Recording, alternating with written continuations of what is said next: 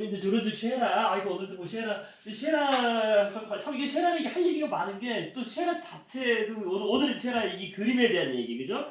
214페이지 그란자트 섬이 오라는 정말 유명한 이 그림에 대한 얘기를 이제 오늘은 많이 하겠지만은요.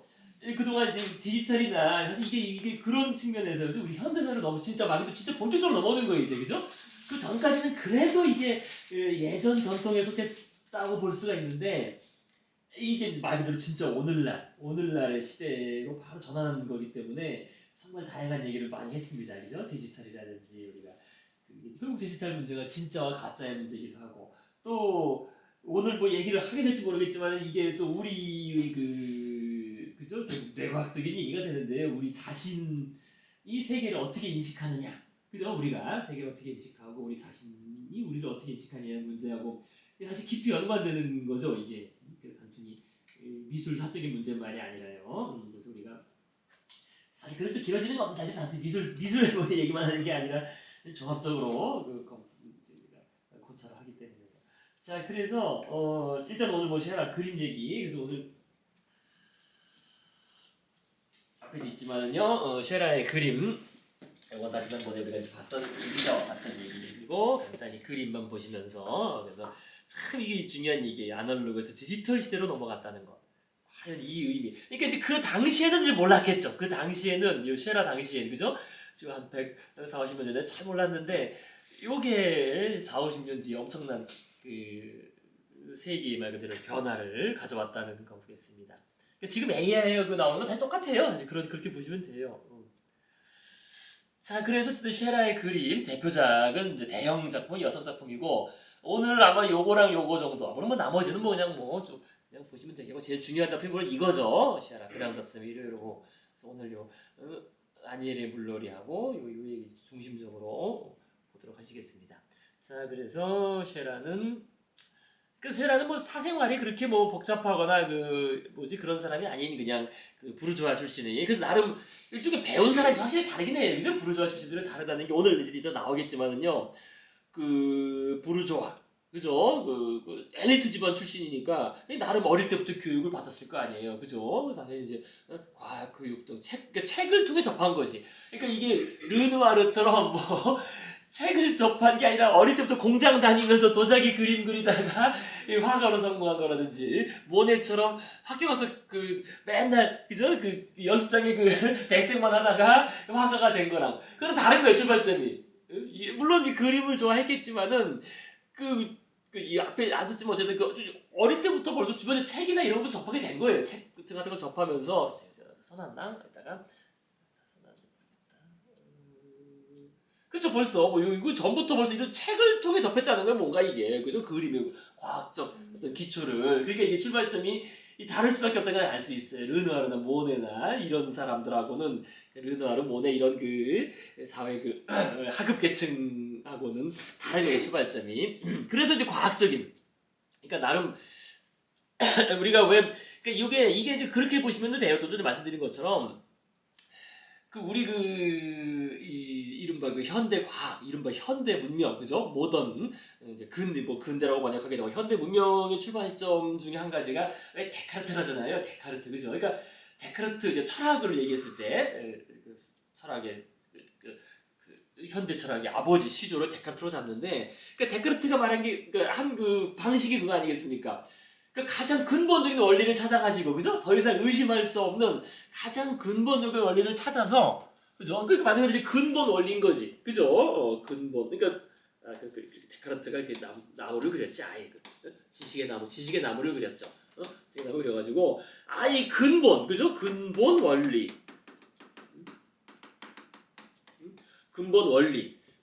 찾아서. 근데 이거는 이제 더 이상 의심할 수 없어야 되는 거예요, 그죠? 의심할 수 없는 확실한 원리. 아니 도대체 뭐냐? 근데 결국 그걸 이제 데카르트가 찾았다고 하는 게 꼬깃도 에르고스미잖아요. 나는 생각한다, 코로 존재한다. 라는 것은 의심할 수가 없다. 그죠? 내가 생각한다는 것 자체는 의심할 수가 없다. 그래서 데카르트 추론은 그거 아니겠어요? 왜 의심할 수 없느냐? 아니 내가 지금 생각하는 것조차도 환각일 수 있는 거 아니냐? 그죠? 이게 지금 내가 꿈이냐 생시냐 쉽게 말해서 생각했잖아요, 그죠? 장자의 꿈, 장자와 나비 꿈처럼, 그죠? 야, 내가 지금 내가 나비의 꿈을 꾸는 건지 아니면 저 나비가 지금 장자 이제 살아있는 이걸 꿈을 꾸는 건지 확인할 수가 없다는 거예요. 그죠? 하지만 확실한 게 있죠.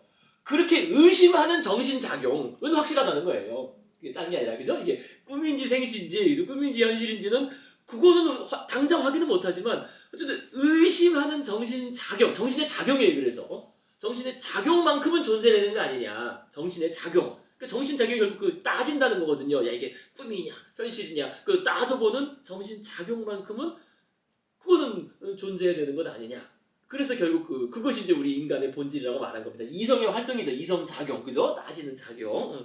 그걸 더 이상 의심할 수 없다라고 했는데, 물론 그것도 이제 오류 추론인데요. 뭐 그건 우리 수업 얘기는 아니거든요. 그렇고 데카르트 어쨌든 근데 이게 왜 중요하냐면은 그러니까 데카르트의 그 이론이 중요한 게 아니라 이 사고 방식. 그러니까 이게 다 적용되는 거예요. 이게 슈에라도 다른 게 아니라. 그러니까 데카르트가 그 어떤 근본 원리를 찾아가지고 이 근본 원리로부터 하나하나 어떻게 이게 수학적, 연역적, 한마디로 논리적인 그 추론. 그러니까 수학적 논리적인 추론에는 오류가 없잖아요. 논리적인 추론 자체는 그죠? P면 Q고 Q면 R이고 그러면 P면 그 R이고 이런 그 이거에 따른 이 근본 원리로부터 하나 수학적 연역적 방법으로 하나하나 그 추론해 나가면은 결국 모든 거를 우리가 다 밝힐 수 있지 않겠느냐라는 게 이게 이제 기본적인 사상이 기본적인 그 생각이에요. 한마디로 일종의 그 공리체계 같은 거죠. 그죠? 어떤 시스테마틱한 근본 원리로부터 모든 것을 다 이렇게 도출해내는, 그죠? 이 추론을 통해서 다 도출해내는 이런 생각을 했던 거죠. 그러니까 사실 이게 쉐라의 이 사상에도 그대로 이게 쉐라가 배운 사람이기 때문에 이런 거를 대충 접해봤을 거 아니에요. 그러니까 쉐라는 말 그대로 내가 미술을 하는데 다양한 그림이나 이런 그림을 그리는 데 있어서 그 근본 원리, 그죠? 우리가 그 세상을 바라보고 그림을 그리는 근본 원리를 찾아가지고 이거로부터, 그죠?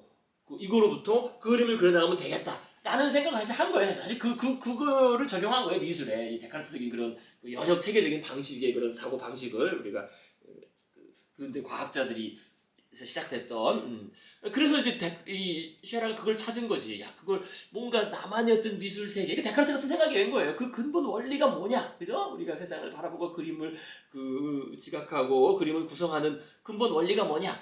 그래서 그거에 대한 연구에 하다가 그러다가 특히 이제 색과 연관된 이런 그 이제 책들, 화학자의 책들을 접하고서 이제 그거를 발견했다고 하는 거죠. 그래서 이런 얘기. 그래서 결국에는 우리 이 색이라는 게 그냥 주어지는 게 아니라 색이라는 것도 결국 이 색이라는 것도 결국 조립된다는 거잖아요, 그죠? 이 근본적인 그 원색들로부터 조립해서 만들어지는 것이 조립해서 만들면은 다양한 화면들이 나올 수 있다라는 것. 다 그 방식인 겁니다, 기본적으로. 자, 그러니까 우리 쉐라는 결국에는 색채를 빨리 대손해파는 것이 아니라 관람제 방법에 의해서 그죠? 혼합하고자 하였다. 그래서 이런저런. 그래서 어쨌든 근데 이제 한 가지는 요 얘기 말씀드렸습니다. 이따가 나오겠지만은요. 그래서 결국 쉐라는 벌써 이 세대가 말 그대로 이제 일종의 신세대인 것이, 그죠? 아예 전통적인 아카데미의 왜 신화, 뭐 종교, 역사, 문학, 영웅들 이런 것만 옛날에 다 그렸는데 그런 거는 아예 뭐 신경도 안 쓰고 그냥 자기 주변에 허름한 이런 뭐 변두리 공단 그리고 이랬다는 겁니다. 이거에 대해서 전혀 거리낌 같은 게 없었다는 겁니다. 주변의 일상생활을 그리는 거에 대해서. 그래서 그런 얘기도 했었고요. 그래서 어쨌든 이런 목탄 습작 또 대단한 연말을 했죠. 연말을 하고 자, 그다음에 이제 첫 번째 작품이 그거잖아요. 그리고 또 이제 한편으로는 또 대단한 게 사실 대단하게 대단한 거예요. 그 아카데미에 대항할 수 있는 최초의 그 살롱전을 만든 거예요. 어떤 의미에서는. 그죠? 아카데미는 물론 계속 진행됐죠. 아카데미 그 살롱전, 그죠? 전통적인 살롱전 계속 진행됐지만은 그러니까 그 아카데미의 살롱전에 대항해서 맨 처음에 만든 사람들 물론 인상파 전시회 아니겠어요? 근데 인상파 전시회는 1, 2, 3, 4, 5, 7, 8로 끝났잖아요. 그죠? 끝났는데 쉐라가 만든 거는 지금까지 오고 있어요. 이게 말 그대로 그 독립미술과, 그죠? 독립미술과 협회, 그러니까 한번 해보고 야 이건 너무 허접하다 해가지고 중구난방, 지난번에 말씀드렸죠. 너무 중구난방이니까 아예 우리가 제대로 만들어보자 해가지고 바로 같은 해에, 그죠? 독립미술과 협회를, 그죠? 창립을 하는 거예요. 쉐라가 다른 사람들하고 뜻을 모아서. 그러니까 이것도 사실 대단한 겁니다. 그 이름에 그래도 쉐라가 들어가 있다는 게. 그래서 새로운 단체 이 필요성에서 우리가 완전히 자유롭게 대중의 평가의 작품을 선보이게 해야 된다. 그래서 독립미술가 협회를 창립하고 그래서 살롱 대 앵데팡트라고 보통 이제 여기서 앵데팡당이라고 보통 사회 때인가 저런 이름 아니었어요? 그러니까 제가 아까 썼잖아요. 그러니까 그게 처음 시작한 거는 인상주의자들이에요. 그러니까 그죠? 아주 너무 기억을 잘하시네요. 지금 무슨 학생 뭐 그죠? 그러니까 그 살롱전의 대항에서 나온 게 인상주의 전시잖아요. 그러니까 첫 번째 전시회는 근데 이제 워낙 두들겨 맞았고 인상파들이 또 이제 다 각자 또 새로운 화풍 스타일 찾아서 흩어지면서 1, 2, 3, 4, 5, 6, 7, 8로 끝났는데 그 8회쯤에 즈음에서 그 직전에 그죠? 쉐라와 그 같은 미술가들이 살롱전에서 거부당하자 이거를 만든 거 아니겠어요? 그 지난번에 말씀드린 것처럼 최초로 이 독립이라는 단어를 사용한 것은 그저 제4회 인상주의 전시회, 그죠? 그러면은 그거 두 개는 별 연관성 없이 이름만 비슷하겠다. 그렇죠. 그러니까 아마 이때 이미 이런 그 말들이 그 예술계에서 돌았을 거예요. 야, 우리 뭔가 독립적으로 해야 된다. 저 살롱이나 뭐 아카데미, 뭐 주류, 그죠? 뭐 또는 뭐 관변 단체라고 하잖아요, 그죠? 이런 그죠? 주류하고는 다르게 우리가 뭐 독립된, 그러니까 오늘날 이 얘기가 쓰는 거잖아요, 독립이라는 게, 그죠? 주류 자본, 뭐 주류 주류 음악계와는 다른 걸 하는 사람들은 우리가 다 독립이라는 말 붙잖아요, 그죠? 독립 구단, 뭐 독립 영화, 인디 밴드, 인디 음악이라고 말 붙이는 것처럼 아마 그런 말들을 썼을 거예요, 그때. 썼기 때문에 요 4회 인상주의 전시회 때 에드가 드가가 이 말을 이제 집어넣은 건데, 그러니까 이게 제 3회 인상주의 전시회는 그 처음으로 인상주의란 말을 달고 한 거라고 그때 말씀드렸습니다. 그죠? 그러니까 1회, 2회는 그냥 그 무명 작가들의 모임이었었고, 그죠? 3회 전시회는 그래 우리 이제 인상주의라고 남들이 하니까 우리 인상주의라고 달자 해가지고, 그죠? 임프레셔니스트라는 단어를 달고 제 3회 인상주의 전시회를 했는데, 근데 이제 4회 인상주의 전시회 때 이때는 원래 이게 전시를 할 상황이 아니었어요. 그때도 말씀드렸지만 르누아르는 다시 살롱전으로 돌아가 버렸고 이게 해도 안 되니까, 그죠? 그다음에 모네는 뭡니까? 자기 첫 번째 와이프 아프고 두 번째 와이프가 애 5명 6명 데리고 와가지고 갔다 뭐 이런 난리치는 일이 있어서 모네는 정신이 없었고, 이제 카이보트하고 드가가 억지로 이제 해가지고 했는데, 근데 이제 그러니까 드가 입김이 들어간 거지. 야, 우리 드가는 자기가 인상주의자라고 안 했잖아요, 그죠? 인상주의자 말 안 들고 그냥 독립예술가, 그 다음에 뒤에 또 이제 리얼리스트, 그죠? 리얼리스트라는 말도 붙여요. 그래서 세 가지가 들어가요. 이 4회 인상주의 전시회 제목에는 인상주의자, 독립미술가 그룹, 그 다음에 리얼리스트 그룹, 이 네 그룹의 전시회, 이런 식으로 이름이 무지 길어요. 4회 인상주의 전시회. 어쨌든 그래서 이때 독립이라는 말을 처음 썼는데, 그러니까 이제 이런 것들을 당연히 그 다음 세대인 쉐라는 그걸 본 거잖아요. 지금 쉐라가 요 4회 인상주의 전시회에 가서 큰 그 감명을 받아요. 4회 가가지고 이 새로운 어린 쉐라죠, 젊은 쉐라죠. 그때 가가지고 어린 쉐라죠, 청소년 때 가가지고 감명을 받고 이제 새로운 걸 해야 되겠다. 그런데 아까도 말씀드린 것처럼 인상주의는 처음이었기 때문에 1, 2, 3, 4, 5, 6, 7, 8로 끝났고, 근데 이제 말 그대로 새로운 세대의 그룹들이 야 이제 우리는 아예 살롱전하고는 다르게 우리끼리 그냥, 그죠? 우리끼리 말 그대로 전시비만 내면, 그러니까 실비만 부담하면은 누구나 전시할 수 있게 하자. 뭡니까? 심사도 없고 수상도 없는, 그죠? 그래서 여기 쓴 것처럼, 그죠? 미술가들이 완전히 자유롭게 대중의 평가에 작품을 선보일 수 있도록 하자. 그런 협회를 만들자. 자유롭게 전시할 수 있는. 그래서 쉐라가 그걸 창립한 겁니다. 그래서 좀 전에 이름이 나왔었나요? 쉐라고 그 참여한 사람들 이름을 앞에 써놨구나. 그죠? 여기 있죠? 그러니까 이 세잔도 거기 참여했어요. 세잔도. 그러니까 세잔은 처음에 인상파에 1회, 2회까지 참여했다. 그 다음부터는 참여를 안 하거든요. 참여 안 하다가 다시 일로 들어간 거예요. 세잔, 고갱, 뚜르즈 로트레, 카뮤, 피사로, 그죠? 르드롱, 르동, 폴 시냐크, 조르주 쉐라, 이런 사람들이 그 협회 창립 멤버가 된다는 겁니다. 그래서 이게 중요한, 이 사람들 다 중요하고, 그 다음에 이 협회 자체가 오늘날까지 오고 있어요. 오늘날까지. 그래서 이 협회가 가장 빛났던 시기는 여기 그 지난번에 말씀드린 것처럼 이 독립예술가협회가 가장 빛났던 시기는 요겁니다. 그죠? 벨 에포크 시대에 그러니까 20세기 후반과 20세기 초반 가장 초에 이거는 다 그 모더니즘 아방가르드. 그러니까 생각해 보시면요. 이 살롱전은 계속 됐거든요. 20세기 1900년 넘어가서도 계속 살롱전이라는 아카데미과 관계된 이 살롱전을 계속 했는데 거기서 갑자기 피카소 작품을 전시하진 않을 거잖아요. 그죠? 그 피카소 작품 이거 어디서 전시하게 했어요? 피카소나 야수파 그게 여기서 전시됐던 거예요 다.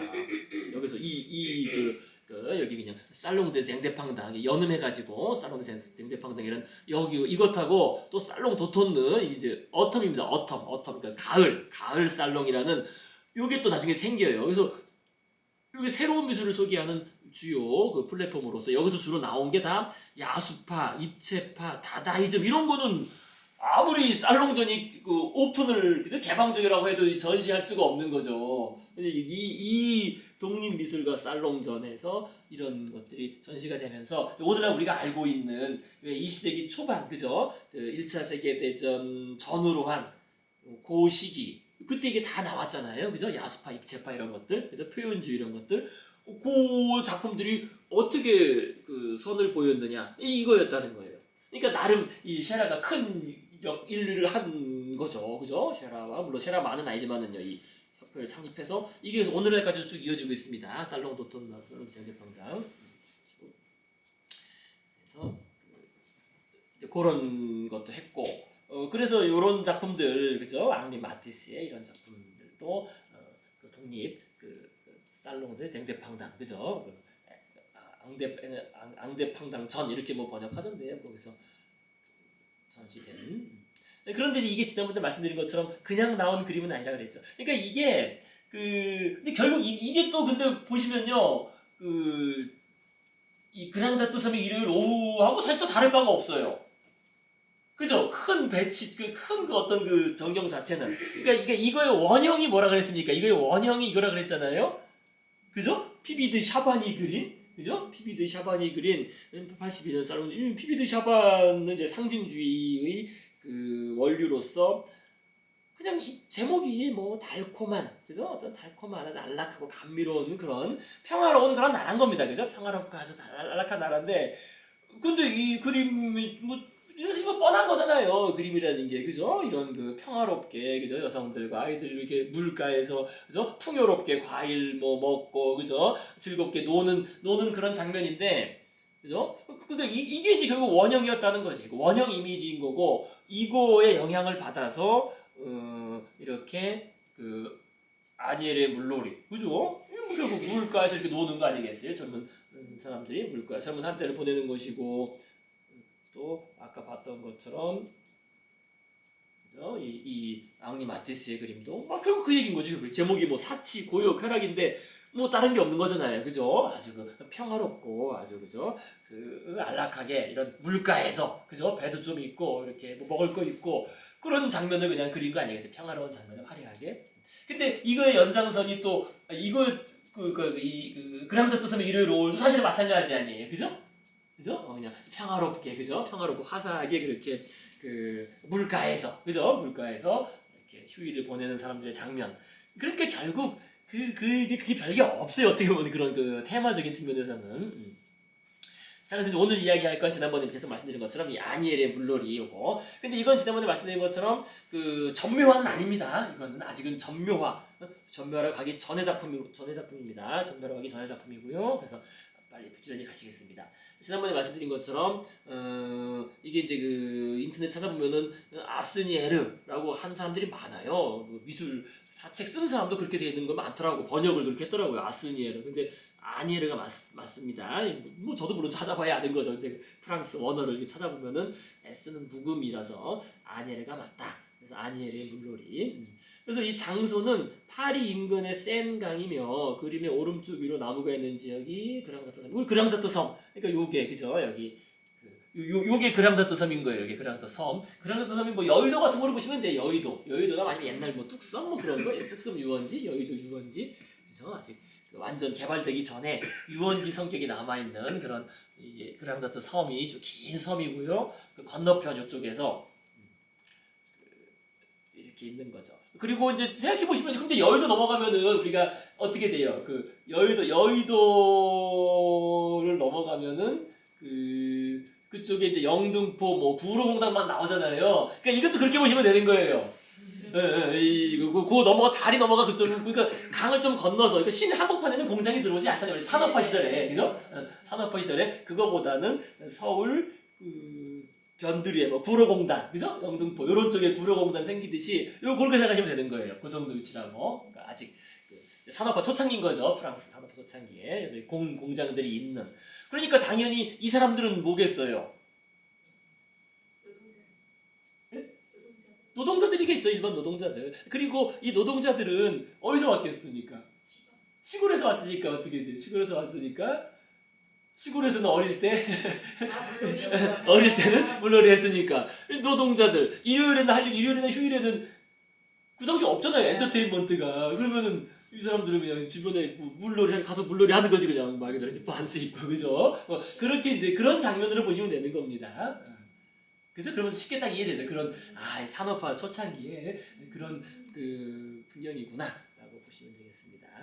그리고 또 한편에서 나름 또 서울 사람들 뱃놀이 하고 있고 이렇게 여의도 근처에서 유원지에서 그런 그죠? 양산 쓴 그런 조금 있는 사람들 그렇게 보시면 되겠습니다. 자, 그래서 여기 쓴 것처럼 파리 변두리 지역이므로 공장을 되게 많이 보인다. 그래서 그렇게 여기서 물놀이를 보는 젊은 남성들은 대부분 그죠? 평범한 공장 노동자들일 것인데, 근데 또 이거 가지고 또 근데 왜 자꾸 그거 가지고 하는지 모르겠는데 이 그죠? 여성, 남성 이런 거 막 집어넣어가지고 이상한 얘기하는 사람들 많은데 이게 다 이제 이 여성이 없어요. 여성이 이거밖에 없어요. 여기 양산 쓴 여성 그죠? 이 여성으로 추정되겠죠 아무래도 그죠?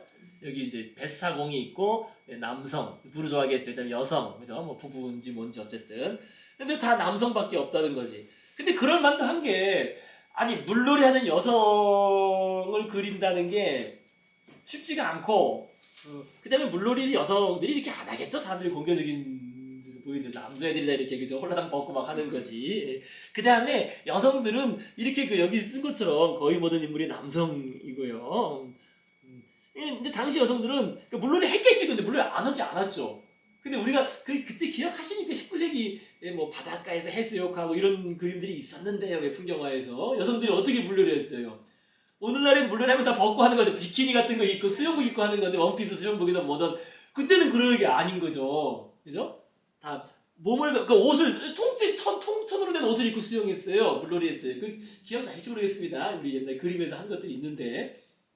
그죠? 그러니까 19세기, 20세기 초만 해도 여성들도 당연히 물놀이를 했지. 근데 남자들처럼 저렇게 벌거벗고 뭐 팬티나 이런 것만 입고 한 건 아니고 속옷만 입고 한 게 아니라 속옷이 아니라 물놀이 전용 겉옷 그죠? 다 몸 전체를 이렇게 가리는 겉옷이 있어서 그거 입고 물에 들어갔다가 나오고 이렇게 했다는 겁니다. 그러니까 이제 옷을 벗고 물놀이 하는 거는 요정밖에 없어요. 그죠? 우리가 아카데미 살롱전 그림에는 막 요정들이 빨고 벗고 나와가지고 요정들이 이제 막 물놀이 하는 거지. 그죠? 그러니까 그건 인간이 아니니까 이제 벗은 여신, 벗은 요정의 모습을 그릴 수 있는 거고, 그죠? 살아있는 인간이 벗은 채로 물놀이 하는 그림을 그릴 수는 없는 겁니다. 아직 윤리적으로도 그렇고, 사회 의식적으로요. 그러니까 그게 대단한 거예요. 비키니. 그러면 호수 근처에 풀밭에 뭐 점심 뭐 이렇게 해가지고 수영도 하고 이렇게 나와서 게 아니라 그냥 거기는 그냥 만나서 있는데 벗은 거였어요. 그러니까 이제 그 뒤에 그 풀바다의 점심에도 그 뒤에 여성이 옷 다 있는 걸 입고 물에서 나오고 있잖아요. 그런 식의 했으면 물놀이였다는 거죠. 옷 다 입고 있잖아요, 그죠? 풀바다의 점심 기억나세요? 그죠? 풀바다의 점심. 이게 조금만 이게 뭐 뒤에 멀리 있는 여성, 그죠? 뒤에 멀리 있는 여성 나오나, 그죠? 있잖아요. 저기 그죠? 194페이지에 194 그죠? 194페이지 저 뒤에 있는 여성 어떻게 옷을 다 이렇게 입고 있잖아요. 그러니까 사실 저 정도도 아니라는 거예요. 저거보다도 더 두터운 옷을 입었는데 이거는 뭐 단순히 목욕 정도이기 때문에 이럴 수도 있는 것 같아요. 목욕 그죠? 그러니까 이게 원래 제목이 뭐라 그랬어요? 목욕이라고 했습니다. 원래 만해가 맨 처음 붙인 제목은 목욕이었어요. 이거 원래 맨 처음 붙인 제목은 목욕이었는데 다시 이제 그 살롱 드 레퓨제 그죠? 그 낙선전에 다시 걸면서 제목을 이렇게 붙인 거예요. 풀바디 정신이라고. 원래 제목은 목욕이었습니다. 그냥 목욕.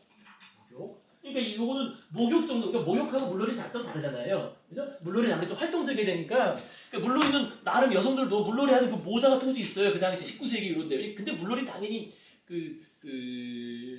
물론 시골에서 이제 물론 시골에서야 이제 시골 처녀들은 못 벗고도 했겠죠. 이렇게 우리가 그 선녀와 나무꾼 얘기하듯이. 근데 그게 아니라 공공장소 사람들 많은 해수욕장이나 이런 데서는 다 전신을 다 이렇게 가리는 옷을 입고 물에 들어가서 머리 이렇게 하는 옷, 머리도 많았으니까 머리 모자도 입고 있습니다. 그런 식으로 옷을 입고 물놀이를 했었습니다. 그러니까 그게 대단한 게 비키니가 대단한 거예요. 그러니까 계속 그렇게 그죠? 전신을 가리는 옷을 입고 물놀이 하다가 그걸 싹 벗어 던지고 그냥 말 그대로 남성하고 사실상 남성하고 동일한 거잖아요. 그죠? 그냥 비키니라는 요걸 또 입고 그냥 물놀이 한다는 것 자체가 처음 본 사람들은 충격인 거죠. 그러니까 그 전에 걸 보다가 이거 본 사람들한테는 그죠? 오늘날 우리는 그걸 보니까 야 뭐 당연한 거 아니냐 생각하지만은 그게 아니었던 겁니다. 자, 그래서요. 어쨌든 그래서 남성들밖에 없는 거고요. 그죠? 이게 남성들밖에 없는 이유가 일단 그런 이유도 있습니다. 자, 그다음에 물론 우리가 딱 봤을 때 특징이 이제 쉐라 그림의 특징인데 근데 공통된 겁니다. 이제부터 다 공통된 겁니다. 그죠? 이 자세들이 한편으로 좀 뻣뻣한 면이 있어요. 물론 나름 편안하게 이렇게 딱 어깨도 좀 늘어지고 이렇게 된 거 보면은 편안하게 늘어져 있는 자세긴 한데, 그죠? 자유분방한 것 같지만 꼭 그렇게 자유분방한 건 아니라는 겁니다.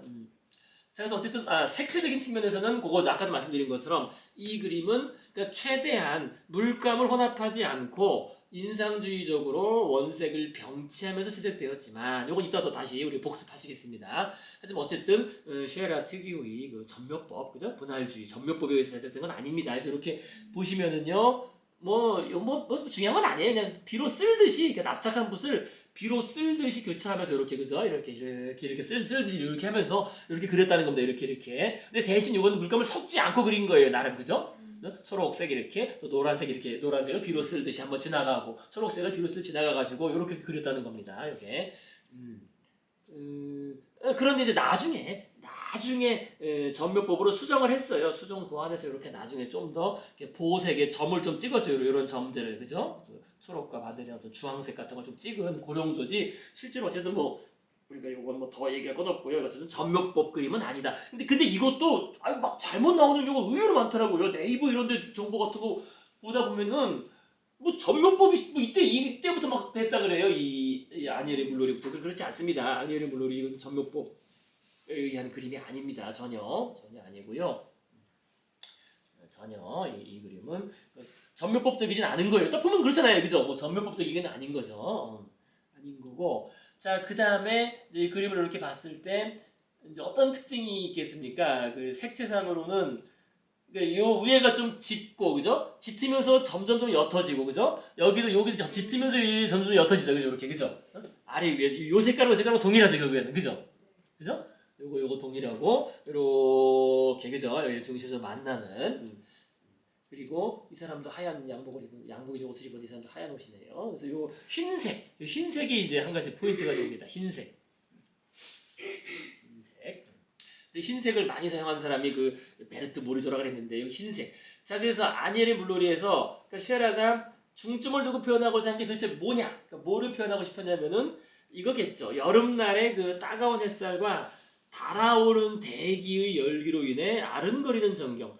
그죠? 무슨 말씀인지 아시겠어요? 그죠? 여름에 이렇게 확 후끈하게 달아오르면은 좀 아른아른하잖아요. 아직 비슷하면서도 막 더우면은, 그죠? 이제 그게 이제 포인트였다는 거예요. 이렇게 따가운, 그래서 뜨겁다기보다 따가운 햇살이 내리쬐는데, 그러니까 아른거리는. 그래서 나무 등 멀리 보이는 사물의 눈과하기 흐릿하고, 이제 말씀드린 것처럼 하늘은 위에서 아래로 내려올수록 또 강물은 아래에서 멀어질수록, 그죠? 파란색이 바람에서 점점 흰색이 증가하고 있고요.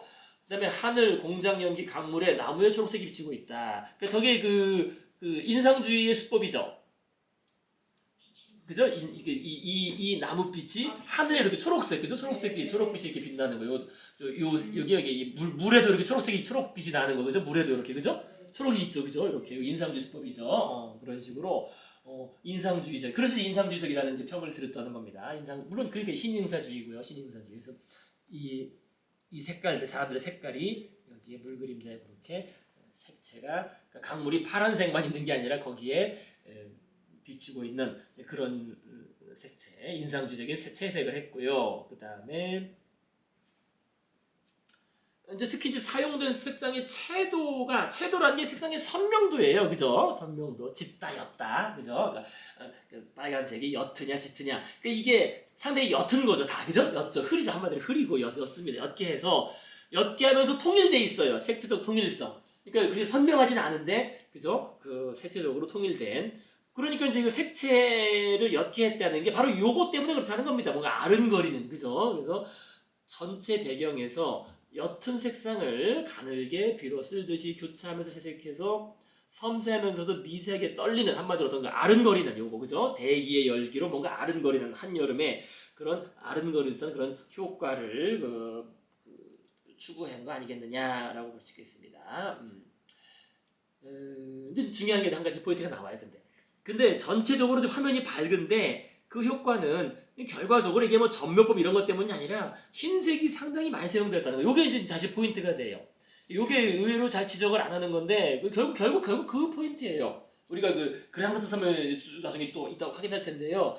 그쵸? 결국 흰색이 사용이 엄청 많죠, 이게. 그죠?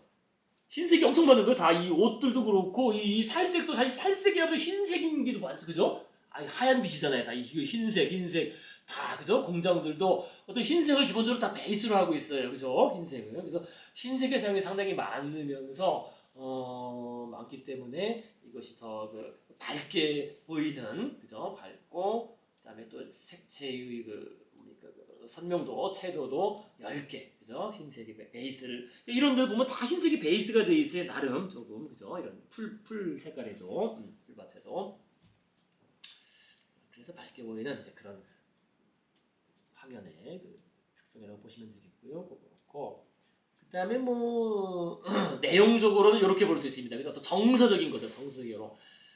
배경의 표현과는 달리 배경은 그래서 흐릿하고 아른거리는, 그죠? 여름날의 열기로서 뭔가 아른거리는 듯한데, 아니 물론 멀리 있는 인물들은 뭐 흐릿한데 그 배를 탄 사람도 흐릿하지만은 그 주요 인물들, 이 앞에 있는 인물들의 피부와 옷은 상대적으로 매끄럽고 견고하게 표현되고 있기에 배경의 아른거리는 느낌과 대비되면서 전체적으로 정적인 느낌과 고요한 분위기. 사실 이게 더 중요한 포인트예요. 정적인, 그죠? 아주 정적이잖아요. 조용하고, 그죠? 고요한 분위기가 더 지배적입니다. 요 인물들 때문에 그래요, 그죠? 인물들이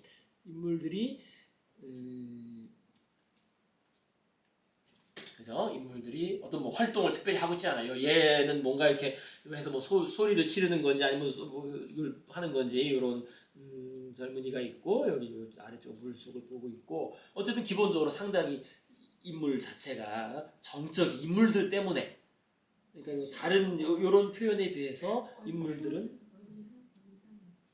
다 쉬고 있는 것 같아요. 그죠? 쉬고 있는 듯한 그죠? 다 평온하게 쉬고 있는 듯한 그런 느낌입니다. 자, 그래서요.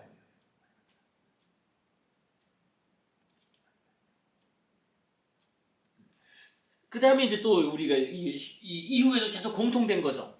인물들의 그 방향이 딱 고정돼 있어요. 이게 다이얼 돌리듯이, 그죠? 인물들은 기하학적으로 엄격하게 정해지는 몇 가지 방향, 그러니까 완전 옆면, 주로 이제 완전 옆면이죠, 그죠? 완전 옆면, 아니면은 45도 회전한 옆면, 또는 완전 뒷면 중 하나를 향해 자세를 취하고 있다. 근데 요거는 우리 그랑드트 섬의 일요일 오후도 마찬가지예요, 그죠? 여기 그죠? 우리 214페이지 보시면요, 이따가 똑같이 나오겠지만요, 214페이지 그랑드트 섬의 일요일 오후 보시면 이것도 인물들이 자세가 다 딱 정해져 있어요. 팔 방면 중에 하나입니다. 팔. 그죠? 여덟 면이라는 게 뭔지 아시겠지? 방향이, 그죠? 이렇게 되면 이렇게 이거 중에 하나예요, 방향이. 그죠? 정면을 보던가, 완전 뒷면을 보던가, 완전 이쪽 옆면, 45도, 이거밖에 없어요.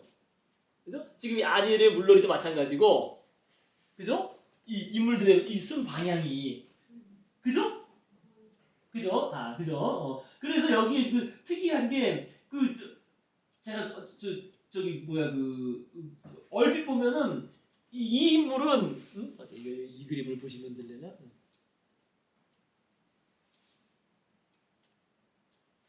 이거 처음에 사람 아닌 줄 알았어요. 사람이 아닌 줄 알았어 처음에.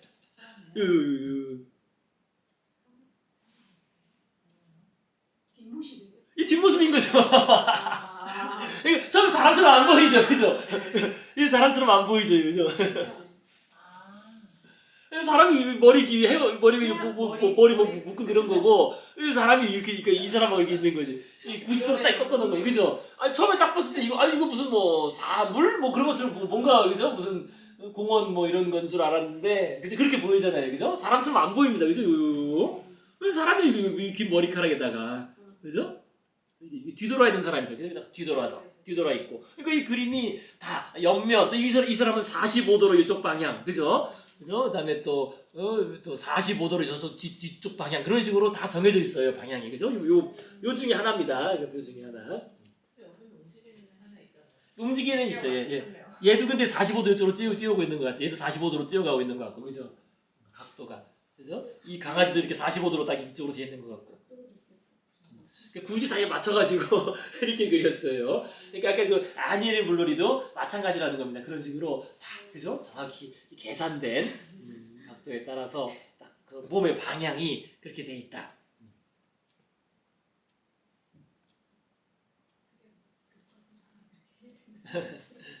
이게 상당히 그 과학적, 수학적, 뭐 기하학적이라고 하는데 어쨌든 그래서 뻣뻣한 느낌이 있습니다. 그런데 또 그거와는 다르게 그렇게 딱 엄격한데 한편으로는 그거와는 다르게 인물들은 아까 말씀하신 것처럼 편안하게 어떤 늘어진 힘을 뺀, 그죠? 뭔가 힘을 뺀 자세로 고요하게 명상에 잠긴 다 아주 쉬고 있거나 생각하는 듯한, 그죠? 요렇기 때문에 정적인 느낌이 강한 거예요. 사실 아니엘의 물놀이라 그러면 물놀이 자체가 약간 뭐 좀 동적인 게 있으니 그게 없어요, 그죠? 동적이 전혀 없고 상당히 정적입니다. 그래서 고요하게 명상에 잠긴 사람이 명상이고, 물론 물속 인물들은 제외하지만 그러다 꼭 그렇지도 않아요. 물속 인물들도 그렇게 동적이진 않아요. 그 다음에 또 마찬가지로 또 하나 이제 중요한 특징이 이거잖아요. 지금 그러니까 이게 이 아니엘뿐만 아니라 쉐라 그림의 다 특징이에요. 다 전반적인 특징입니다. 그러니까 인물들의 얼굴은 몰 개성적이죠. 그러니까 이거는 이미 그 인상주의자들은 얼굴 표정을 표현을 안 했잖아요. 안 했는데 또 그거랑은 다른 의미예요. 이게 인상주의적인 의미라기보다는 그냥 몰 개성적이고 거의 무표정이고 뭐 잘 제대로 표현하지도 않고요. 그죠? 여기서도 그렇고, 그죠? 그런 섬의 일요일도 그렇고, 이 아니엘의 물요일도 그렇고, 거의 무표정, 표정도 없고 몰 개성적이고, 그래서 뭐 이거를 뭐 현대인들의 익명성, 그래서 익명성이다 또는 뭐 개성 없는 획일성이다 이렇게 뭐 해석도 하는데요. 뭐 그렇게 볼 수 있겠고요. 그 다음에 또 하나는 인물들 간의 상호작용은 거의 없어요.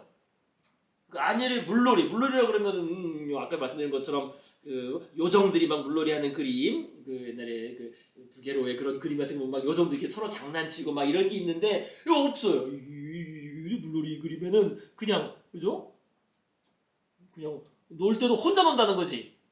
혼자 노는, 고독하게 노는 현대, 그죠? 서로 간의 상호작용이 없다는 겁니다. 뭐 이 인물 정도는 근데 이게 없잖아요. 이게 없으니까. 안에 들어가면 물이 잔잔하잖아. 그죠? 물 움직임도 없고, 그죠? 이것도 상당히 정적이죠, 그죠? 이것도 이렇게 물 이런 것도 없고, 그러니까 얘도 뭔가 생각한 뒤쪽 보면서 뭐 생각하는 듯해서 어쨌든 그 서로 간에 각 서로 간에 상호작용이 없는. 그래서 그 그란트 섬의 일요일도 상호작용이 거의 없어요. 거의 조금 있긴 있는데 아기를 든 뭐 부부 같은 경우에는 서로 둘이 얘기하고 있는 것 같기도 하고 한데, 근데 그 사실상 거의 없죠. 이 그란트 섬의 일요일도, 그죠? 서로 같이 나온 사람들인 것 같지만 서로 간에 상호작용이 없이 다들 아주 그 고요한 그 침묵 속에 다들, 그죠? 침묵 속에서 그러니까 요게 고독하게 노는 현대인이라는 말이 맞아요. 놀긴 노는데 우리 고독하게 논다는 거지.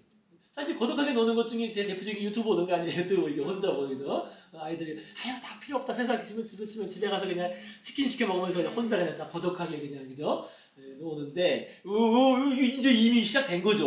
물놀이를 하던 이렇게 휴일에 나와서 놀던 간에, 그죠? 놀 때에도 각자 자신의 할 일만 하는, 각자 자신의 노는 것만 노는 거예요. 각자 자신의 노는 것만. 근데 그건 이미 그때부터 시작된 거예요, 사실. 어느 때부터 음악이 음반으로 나오면서 다시 시작된 겁니다. 디지털하고 다 연관돼 있어요. 우리가 음악 활동이라는 게 원래는 음악이라는 건 당연히 소리가 나니까 이 소리 나는 거를 다른 사람이 듣지 않게 할 방법이 없잖아요. 소리 나는 거. 그래서 음악은 원래 공동 활동을 시작한 것이고 원래 의사소통 수단이었기 때문에 시작된 건데 이제 음악은 우리가 이제 혼자 듣는 거죠. 혼자 사실 혼자 이어폰 꽂고 혼자 듣잖아요. 혼자만 듣고 게다가 지난번에 말씀드린 것처럼 이제는 그 공중파라든지 라디오까지 상실됐기 때문에 더 혼자 듣는 개인화된 음악, 그죠? 음악 자체가 그렇다는 거예요.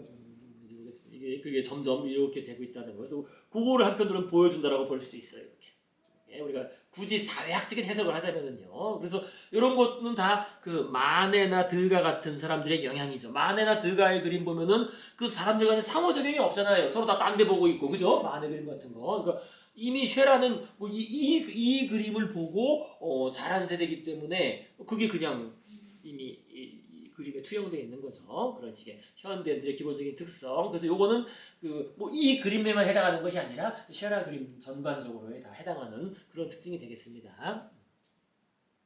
자, 진짜 상당히 전체적으로 정적이고 고요하고 각자 편하게 쉬는 듯 하면서도 뭔가 몰개성적이고 획일적인 고독한 어떤 소외 속에 있는 그런 현대인의 모습이라고 이렇게 볼 수 있겠습니다.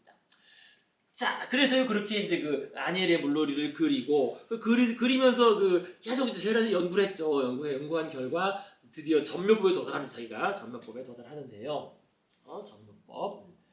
그래서 결국 쉐라는 이제 그런 자신의 그 색채에 대한 생각과 연구 끝에 이게 분명히 구별되는구나. 즉 빛으로서의 색이 가지는 광채라는 게 뭐 명도 영어로 그죠? value.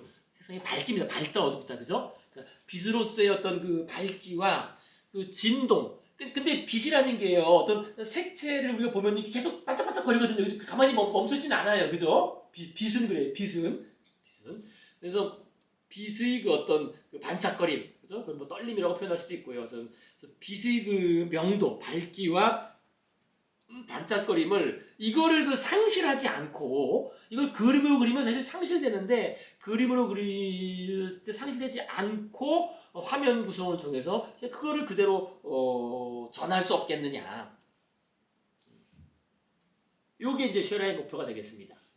빛으로서의 색. 사실 요 생각 자체가 중요해요. 근데 요게 그 인상주의자들하고 다른 점이 있어요. 그래서 그러니까 목표는 사실 거의 비슷하거든요. 인상주의도 원래 그렇게 시작한 거잖아요. 인상주의자들도 빛의 색이 가진 본래의 광채. 사실 여기서는 근데 인상주의자들은 요런 생각까지는 아직은 그 명확하진 않아요. 왜냐면 아까도 말씀드린 인상주의자들은 그냥 뭐 이렇게 배운 사람들이 아니기 때문에 경험상 인상주의자들이 하고자 하는 거는 자연광 속에서 이 어떤 사물을 보면은 정말 환하게 빛나고 반짝거리고 이게 다른데 이거를 물감으로 옮겨 그리는 게 너무 쉽지가 않다. 그러니까 이 인상주의자들은 자연광 속에서 지각되는 것과 동일하거나 더욱 밝고 찬란하게 지각될 수 있도록 그렇게 화면에 어떻게 옮겨 그릴 수가 없겠느냐 라고 이제 이렇게 생각을 했던 겁니다. 목표는. 그래서 거의 비슷해요. 거의 비슷한데 그런데 이제 분명히 그 출발점이 다른 거 있습니다. 그래서 어쨌든 기본 사항은 요 정도는 이제 그 사람 이제 그 알고는 있었죠. 뭐냐면은요. 그런데 문제가 있잖아요. 그게 왜 문제입니까? 이 자연광, 그래서 태양빛 속에서 밝게 빛나는 거를 왜 화면으로 옮겨 그릴 수 없냐면은 이게 그 색을 섞어서 그대로 그리는 거는 안 된다는 거죠. 그죠? 이미 했었죠 이거 우리가 그죠? 그러니까 저기에 그 어떤 그 하늘빛에 그 초록색이 이렇게 그 비칠 때는 이 하늘색과 초록색을 섞어가지고 그리면 안 된다는 거예요. 그리면 이게 어떻게 됩니까? 이게 어두워지니까. 그죠? 우리가 이미 알다시피 빛의 색과 물감색, 염료죠, 염료. 빛의 색과 물감색은 이게 다르다. 그죠? 그래서 물감색은 섞으면 섞을수록 어두워지는 감산혼합이고 서로 다른 빛의 색은 섞으면 섞을수록 밝아지는 가산혼합이라는 겁니다. 그죠? 이건 다 이제 했던 겁니다. 복습하는 거죠. 그래서 이런 상황이기 때문에 그러면 빛을 섞지 않고 우리가 자연에 빛나는 그런 인상을 표현하려면은 어떻게 해야 되겠느냐? 뭔가 새로운 방법을 고안해야 되겠죠. 그래서 어떻게 하면 물감색을 통해서 빛의 세계 가진 효과를 재현할 수 있을까? 그죠? 세계적 명도를 떨어뜨리지 않는 물감 태생 방법이 뭘까라는 요런 이제 생각을 기본적으로 했다는 겁니다. 그래서 우리가 앞에서 나왔잖아요. 우리가 알다시피 그죠? 그 빛의 삼원색은 여러 가지 빛을 혼합할수록 점점 그죠? 세계 빛을 혼합할수록 하얀색, 백색광이 되는데 요게 이제 RGB죠, 그죠? 그래서 혼합할수록 하얀색이 되는데, 근데 이 화가는 물감, 염료를 가지고 작업을 하기 때문에 염료는 이렇게 할 수 없다는 거예요, 그죠? 염료, 물감은 혼합할수록 검은색이 되니까 이 밝기가 상실되니까 야 이거를 어떻게 하면 이 효과를 낼 수가 있을까라는 게 결국 그 고민의 그 출발점, 해결해야 될 문제가 되겠습니다. 그죠? 자, 그래서 인상주의자들이 개발한 방법이 뭐라? 인상주의자들은 이 두 가지라 그랬죠. 색채 분할법하고 브로큰 컬러. 그래서 인상주의자들은 그겁니다. 요 정도 알았다는 거예요. 인상주의자들은 사실 이게 나중에 정리된 얘기인 거지. 그 당시에 이론화되어 있던 건 아니에요. 인상주의자들은 이론 같은 게 없어요. 특별한 이론적인 건 없습니다. 그러니까 실제만 있는 거지. 이론은 없어요. 인상주의자들은. 그러니까 물감, 요건 알긴 알았지. 물감을 섞으면 섞을수록 얘 명도가 떨어진다. 이건 뭐 분명하다. 그죠? 그러니까 가능한 한 혼합하지 않고 우리가 칠해야 된다. 최대한 혼합하지 않고. 그래서 나온 게 원색주의죠. 원색으로만 칠한다. 원색. 그죠? 기본 색채들 빨강, 파랑, 노랑. 이제 옛날에는 이게 고전적인 삼원색입니다. 고전적인 삼원색이 오늘날의 삼원색 이런 건 없죠. 그래서 빨강, 파랑, 노랑은 이런 거 없는데 옛날에 고전적인 삼원색이고 이거를 이제 하나씩 섞으면은 이제 보라, 초록, 주황이 나오는데 요거를 기본으로 섞지 않고 따로따로 작은 터치로 이렇게 섞어가지고 그 인상 우리한테 같은 인상을 전하도록 하면 되지 않겠느냐라는 생각을 한 겁니다. 그래서 나온 게 그 색채 분할법, 색채 병렬법이에요. 그죠? 그러니까 아직 전멸법까지 간 게 아니죠. 색채 병렬법, 색채를 이렇게 그죠? 그 병렬해서 이렇게 칠하면 이렇게 그죠? 병렬해서 칠하면은 그죠? 그 나중에 멀리서 보면 이 섞어가지고 이제 보인다는 거예요. 섞어서 그죠? 섞어서 이렇게 보인다. 그래서 색채 병렬법 하면은 병렬해서 그러니까 어쨌든 칠하는 건 원색인 거지. 그죠? 색깔을 이렇게 그 뭡니까? 섞어가 칠하는 게 아니라 그죠? 원색을 칠하는 원색주의. 근데 이거 왜 이렇게 했느냐? 자연광 속에서 지각되는 그 순간의 전체적인 인상을 명도에 저없이 재현하기 위한 겁니다. 요게 중요한 목표입니다. 자연에서 지각되는 걸 그대로 그 명도에 저없이 재현하기 위해서 이렇게 했고, 그 다음에 이제 브로큰 컬러는 층을 이루어 쌓으면서 칠하는 겁니다. 그러니까 한번 더 쉽게 말하면 더 칠하는 거죠. 그죠? 이렇게 칠하고 또 그 위에 또 더 칠하고 칠하고 또 더 칠하고 이런 식으로 하는 건데, 그죠? 이게 이제 왜 그렇게 했느냐? 그 색을 섞지 않고 칠한 거예요. 원색, 그죠? 원색을 칠하고 또 더 칠하고 더 칠하고 이런 건데, 이게 이제 색채가 진동하는 듯한 떨리는 것처럼 좀 보이도록 하기 위해서 이렇게 했다는 겁니다. 요 효과가 곧 대상을 비추는 빛이 계속해서 반짝이는 것처럼 보이도록 하기 위한 것. 실제로 그렇잖아요. 대상은 그죠? 초록색 나뭇잎을 그려도 이 나뭇잎이 사실은 빛이 찌면서 반짝반짝하거든요. 그런 효과를 위해 가지고 색을 더 칠한 겁니다. 자꾸 더 칠해가지고 빛의 지속적인 반짝임 효과를 이렇게 추구하는 이런 식의 인상주의자들의 기법을 개발했는데요. 근데 여기서 이제 차이점이 있어요. 쉐라하고는 뭐냐면은 이거겠죠. 여기 쓴 것처럼. 그러니까 어쨌든 인상주의자들의 목표는 이거예요. 딴 거 없어요. 그죠? 그 자연광 속에서 지각되는 순간에 전체적인 인상을 이렇게 그 포착해서 명도에 저없이 그리는 건데 이건 아니라는 거예요. 새로운 색채를 지각하기 위한 것은 아니라는 거예요. 요게 달라요. 쉐라랑 출발점이 달라요. 그러니까 이게 그 생각이 다른 거지. 즉, 그러니까 요게 지금 좀 전에 말씀드린 것처럼 색채 병렬법입니다. 그죠? 이 바다를 표현했는데요. 바다가 이 원색으로 되어 있잖아요. 원색. 그죠? 물에 보라색, 노란색, 초록색이 없는데 이거 칠한 거예요. 이렇게. 그죠? 저 칠해가지고 전체적인 어떤 인상. 그죠? 그런 인상. 그죠? 빛에 반사된 물빛의 흐름이 주는 인상을 포착하려 했다는 겁니다. 이게 이제 색채 병렬법인 거죠.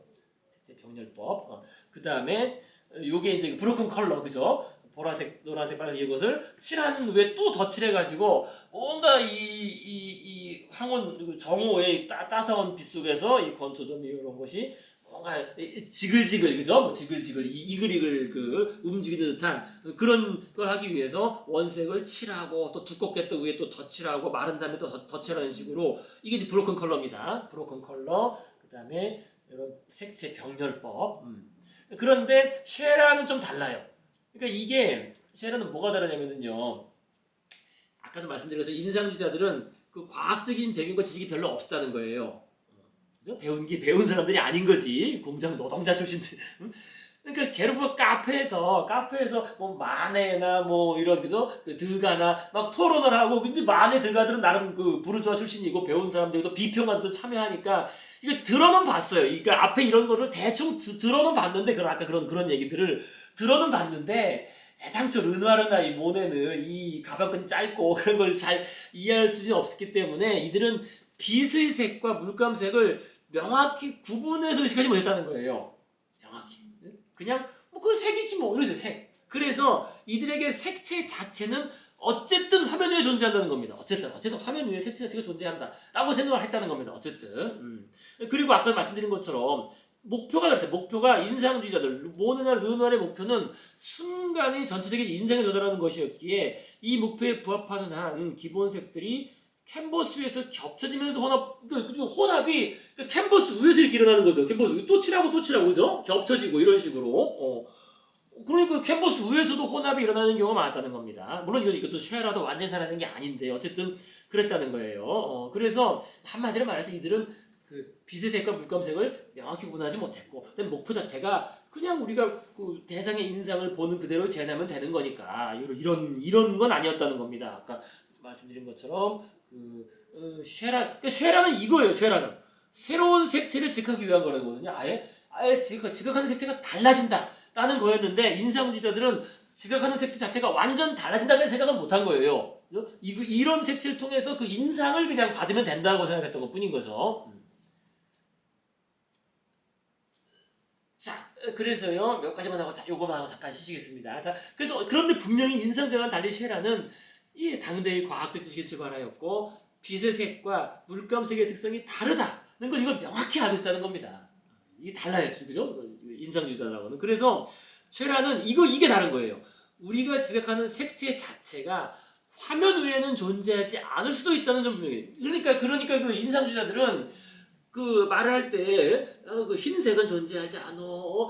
그 흰 눈도 보라색이야. 그러니까 보라색을 칠하는 거지. 보라색이 그죠? 거기에 그 있어야 되니까. 그러니까 화면 위에 색이 있어야 한다고 생각한다는. 그러니까 이제 인상자들이 칠한 걸 보면은 눈도 보라색에다가 뭐 노란색이 다 있어요. 그렇게 색이 있는데 그게 다른 거예요. 출발점이. 쉐라는 거기에 꼭 보라색이 있을 필요가 없다. 그래서 눈 빛깔이 보라색이라고 보인다고 하더라도 거기에 보라색을 칠할 필요가 없다는 거예요. 여기 그 얘기예요. 그죠? 요게 그겁니다. 거기에 꼭 우리가 보라색을 칠할 필요가 없다. 그거를 그 빨간색과 파란색을 칠하면 된다는 거죠.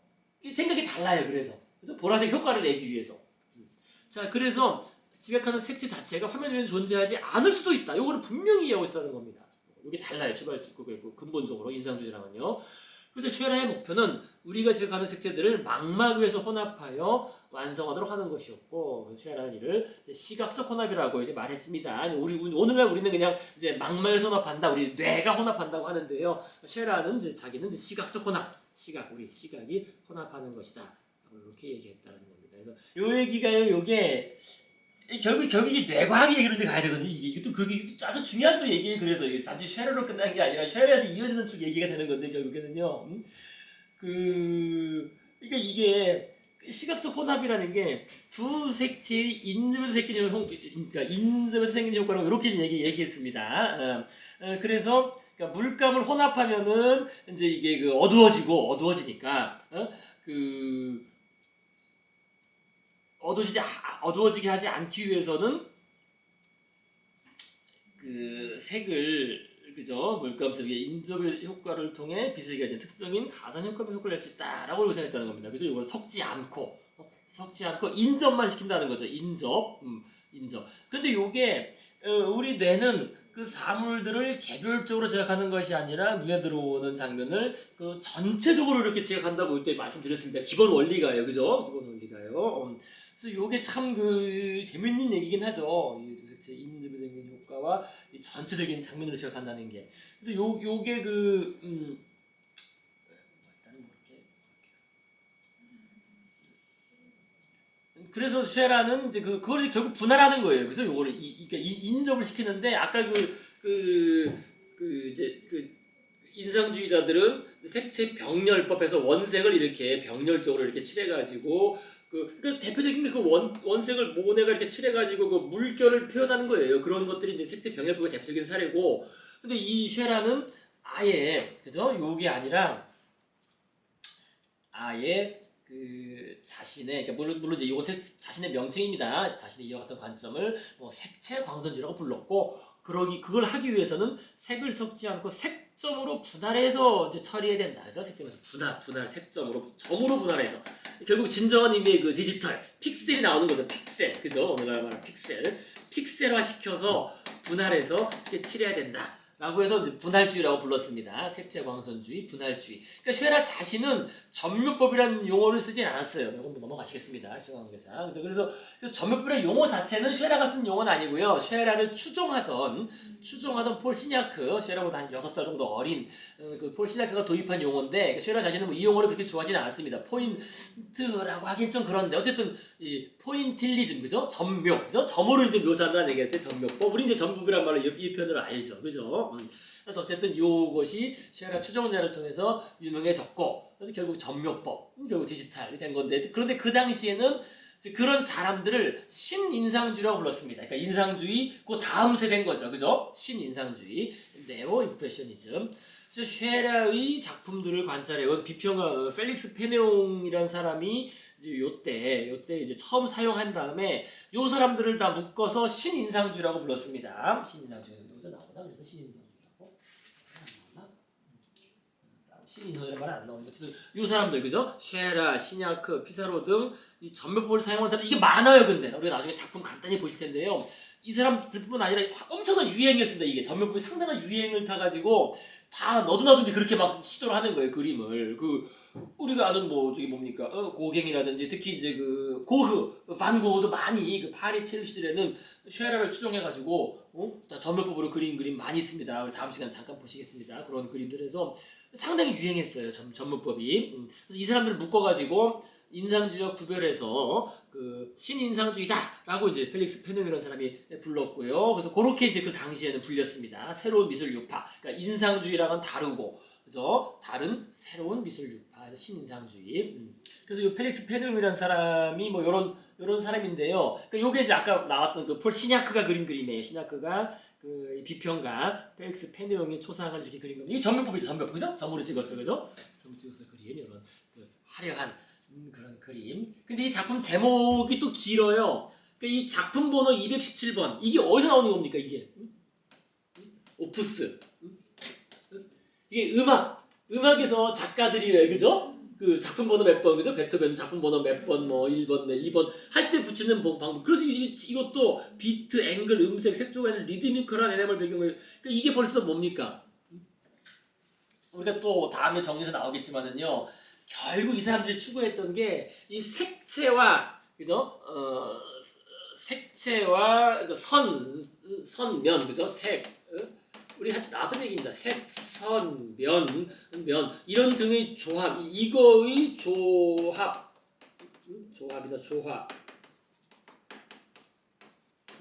조합만으로 이것의 조합만으로 우리 감정에 영향을 줄 수 있죠. 우리 인간에게 음악이 하는 것처럼, 그죠? 요게 항상 붙었어요. 우리 그때 나왔습니다. 그래서 현대 미술 작가들의 그 한 가지 꿈이 그거라고 그랬습니다. 그죠? 어떤 대상을 표현하는 게 보다는 음악처럼, 음악이 그냥 그 멜로디, 리듬, 뭐 박자, 그죠? 이런 것만 높나지만 가지고도 우리한테 큰 감동을 주지 않느냐. 마찬가지로 우리도 그냥 바로 그것, 그죠? 색, 선, 면 이런 것들의 조합만 가지고도, 이 조합만으로 어떤 대상을 표현하지 않고서도, 그죠? 어떤 대상을 리프레젠트하지 않고서도 이것들의 조합만 가지고도 음악처럼 우리에게 어떤 감동과 감정을 불러일으킬 수 있지 않겠느냐라는 그 꿈인 거예요. 사실 이게 똑같아요. 쉐라도 그런 생각을 했어요. 그래서 그런 얘기가 막 나오는 겁니다. 거기 왜 214페이지 맨 밑에 보시면요, 맨 밑에 둘째 줄, 그죠? 그 색채마다 일정한 감정들을 부여함으로써 예측할 수 있는 관람자의 반응을 그러죠. 예를 들어 난색, 따뜻한 색은 동쪽의 멸과 즐거움, 그죠? 215페이지를 나타내며 거기에 맞춰 선의 움직임을 흐르게 이런 식으로 나오잖아요. 요걸 다음에 정리하겠지 하겠지만 이런 식으로 어두운 색은 어두운 한색, 어두운 차가운 색은 하강선은 슬픔을 나타내요. 그러니까 이런 식의 그 법칙을 발견하고 했다는 거예요. 뭔가 그죠? 뭔가 이 색과 선이 조화되면은 우리한테 어떤 감정이나 감흥을 불러일으키지 않겠느냐. 그러니까 그거를 잘 조합하면은 우리도 음악처럼 크게 성공할 수 있다라고 이제 생각을 한 거죠. 그렇게. 그래서 그거를 발견하려고 했다는 거예요. 쉐라가. 그래서 그 발견해서 그 법칙이나 원리에 따라서 작품을 구성하면 되지 않겠느냐. 라고 해서 이제 추종자인 시나크가 이렇게 그림을 그린 겁니다. 나름 뭔가 그 리드미컬한 그죠? 그런 식의 구성을 한 건데요. 근데 이 그림 처음 나오자마자 바로 욕 먹었대요. 왜 욕 먹였느냐? 비판한 사람 중에 이제 어떤 게 있었냐면, 야, 너 뭐 미국 좋아하냐? 이랬대요. 별당 뭐 너무 미국 좋아하냐? 이건 뭐 미국 추종주의고 말이야. 왜냐면 그 당시에 이제 미국은 이제 어떻게 생각했어요? 이게 자기보다 아래 그죠? 이제 막말로 핫발이라 그러나 그죠? 에이 이제 촌놈들이라 생각했는데 너무 미국 따라하냐 이런 식으로 해가지고 그죠? 했다고 합니다. 자 어쨌든 이런 데서 그런 걸 알 수 있어요. 쉐라는 문화에서 그 당시 사람들의 결국 그 방향인 거예요 다. 피카소니 뭐니 다. 이미 사진기가 나오는 반복해서 말씀드리지만 사진기가 나오는 바람에 어떤 대상을 그대로 리프레젠트한다. 그죠? 그대로 묘사한다는 의미를 많이 상실해 버렸다는 거죠. 그러면 미술이 할 게 뭐냐? 우리도 어떤 그림만 가지고도 사람들한테 커다란 감동이나 어떤 아름다움을 불러일으킬 수 있어야 되는데 그러려면 우리가 음악처럼 해야 된다. 그죠? 음악이 뭐 꼭 사람들 어떤 있는 소리를 가지고 하는 게 아니잖아. 하지만 음악은 이런 거를 가지고 만들어서 그죠? 그 리듬, 뭐 멜로디, 뭐 음색을 끊임없이 조화시켜서 사람들을 큰 감동을 주잖아. 마찬가지로 우리도 그렇게 할 수 있지 않겠느냐라는 게 그 미술가들의 꿈이었던 겁니다. 20세기, 19세기 후반부터 20세기 초까지 꿈이었던 겁니다. 그렇게 보시면 돼요. 사실 이것도 전면법으로 그려진 그런 그림이 되겠습니다. 자, 그 다음 빨리 갑시다. 그랑자트 섬이 드디어 이제 왔습니다. 그죠? 그랑자트 섬이 일요일 오후. 그래서 처음에는 이런 식으로, 이거 뭐 전혀 전면법 아니죠. 전혀 이거 완전 인상주의 그림 같아요. 모네 그림처럼. 그죠? 그죠? 이렇게 붓질이 여기 아주 인상적인 필치에, 이것도 습작입니다. 습작으로서. 근데 원숭이가 나중에 좀 뒤로 갔더라고요, 여기에. 뒤로 좀 끌려갔더라고요. 본작에는 좀 더 끌려갔죠. 본작하고 좀 다르죠. 그죠? 그래서 이거는 거고요. 네. 그래서 어쨌든 그러니까 쉐라도 한편으로는 이게 완벽주의자예요. 완벽주의자이기 때문에 어떤 근본적인 원리부터 시작해서 모든 것을 완벽하게 딱 치밀하게 짜 맞춰야만 되는 겁니다. 일종의. 그래서 자신이 이 작품을 구상을 하고서 매일 이 섬으로 출근하면서 대상을 하나하나 면밀하게 관찰하면서 구성과 색조 등에 정말 심혈을 기울였습니다. 진짜 매일 출근해서 그러니까 지금 이 사람들이 이게 제가 따로 너무 많아서 아는데 이게 다 그린 게 아니라 그러니까 이 사람들이 한꺼번에 이렇게 있는 게 아니라요. 어느 날은 이 사람 이렇게 한 명 있고 그래서 그 습작을 그렸어요. 그 배경 전체를 해가지고 한 명만 딱 있고 또 그 다음에 좀 이따 보시면 아시겠지만 이렇게 그죠? 어느 날은 이제 요게가 아무도 없는 그거예요.